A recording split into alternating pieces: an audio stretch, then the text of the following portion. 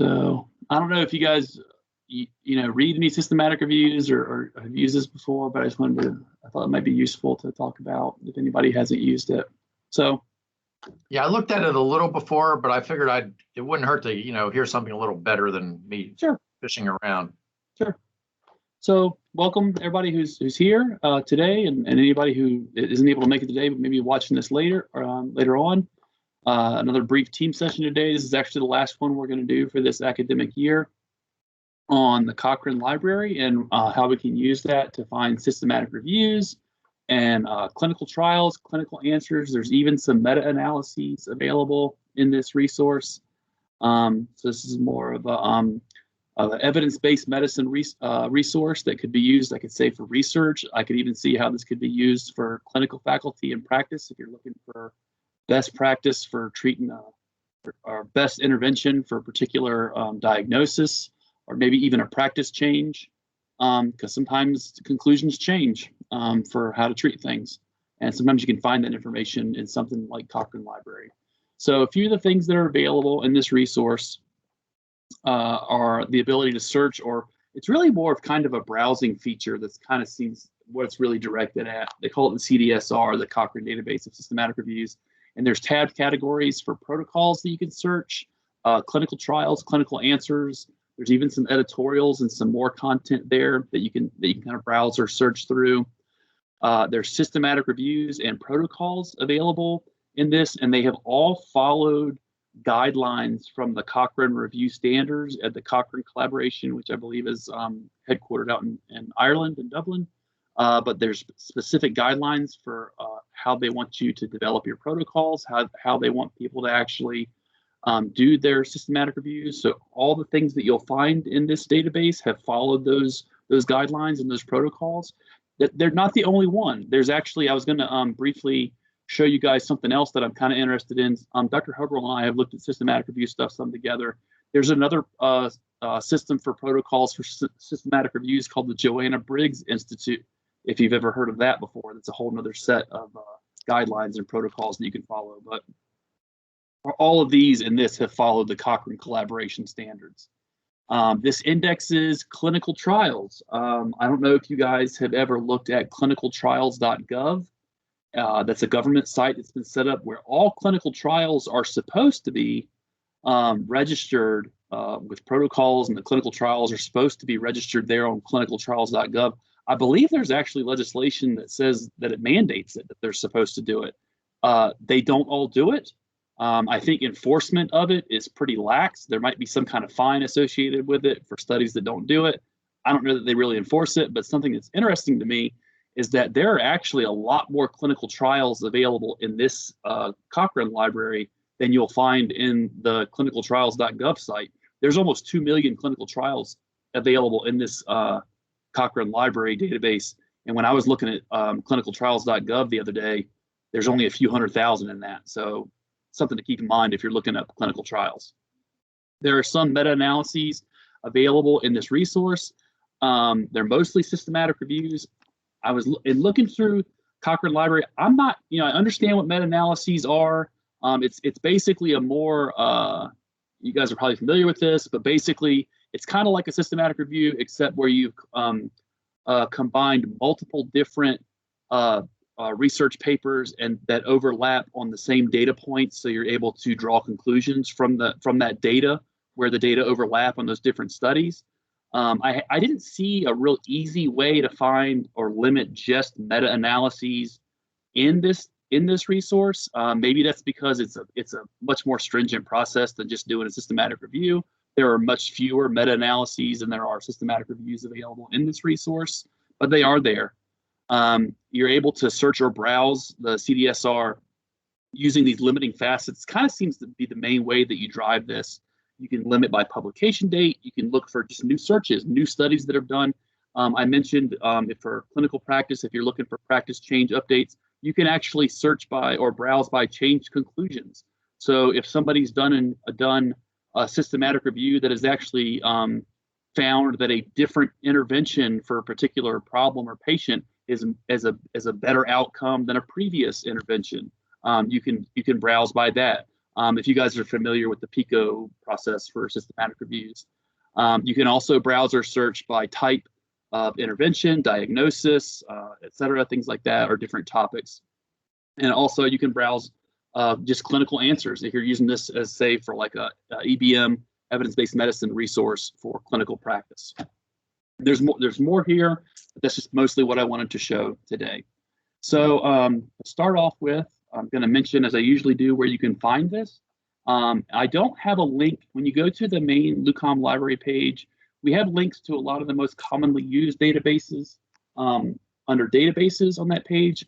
Not, I don't think most of our faculty are using the Cochrane Library. I could add that link to this if more people become interested in it.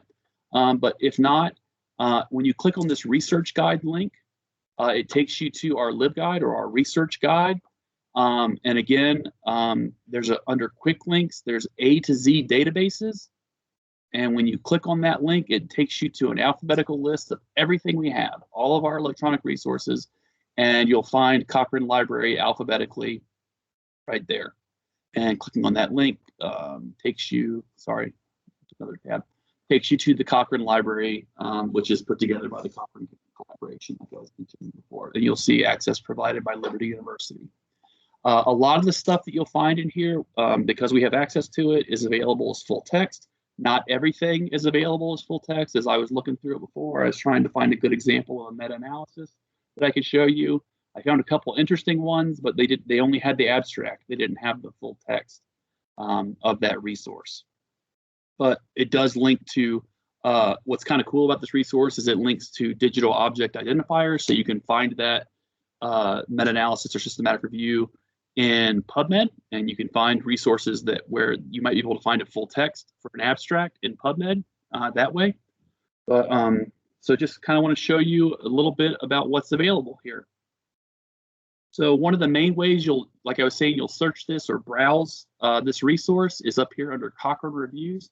You'll see search reviews or CDSR, the Cochrane Database of Systematic Reviews. You can browse, look through issues, editorials, or special collections. If you click on this search CDSR, it's really more of kind of a browse. You're kind of digging through the content that's available there than it is really doing kind of what I would consider an advanced search.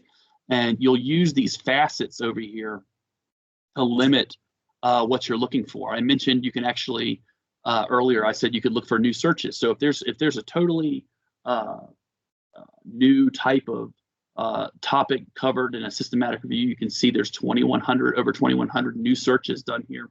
I mentioned practice change updates. There may have been systematic reviews done in the past that found that a particular intervention was the best for the best outcome for a particular patient or problem. And then recently, a new systematic review has been done that has changed that conclusion, and that there's another intervention that's better. You'll see that they're actually, they have a facet for those where conclusions have been changed, where there's a new intervention that they've decided has had better results, and there's 582 of those. You can limit by, a big thing with systematic review research is the most current research that's out there for most best practices for evidence-based medicine. So you can do custom date ranges here. You can look for the last 3 months through 6-9 months last year, the last 2 years, or if you want to look older, older content, which probably don't, but you can. You'll see there are these tabbed headings up here that allow you to look through over 8,500 Cochrane reviews that are indexed here. There are protocols, systematic reviews. If you've done them or read them, you're familiar that part of what makes a systematic review is the fact that there are protocols for that research, and those protocols explicitly state how the search was done, what search terms were used, which databases were used, which terms were used, criteria for which results were included, for which results were excluded. And so the idea being that someone can come behind the authors of that systematic review and repeat their research and theoretically come up with the same results. That's the whole idea of a systematic review, that it's repeatable results. And you'll find that you'll actually have protocols available. There's over 2,400 protocols available that you can search for that have been registered here in the Cochrane Library. It's kind of a slow-moving database. I'm not really sure why, maybe because it's just a lot of content. But you can see that you could actually browse through through Cochrane protocols, and you'll see these facets over here as you're digging through this content will change. So you'll see, so for the last 3 months, there are 87 protocols have been registered, just most recently here in the Cochrane Library. Clinical trials, I was saying, this is kind of interesting.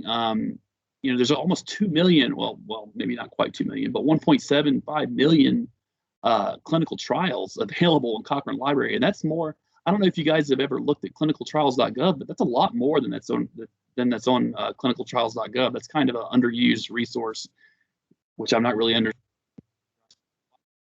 mandated thing.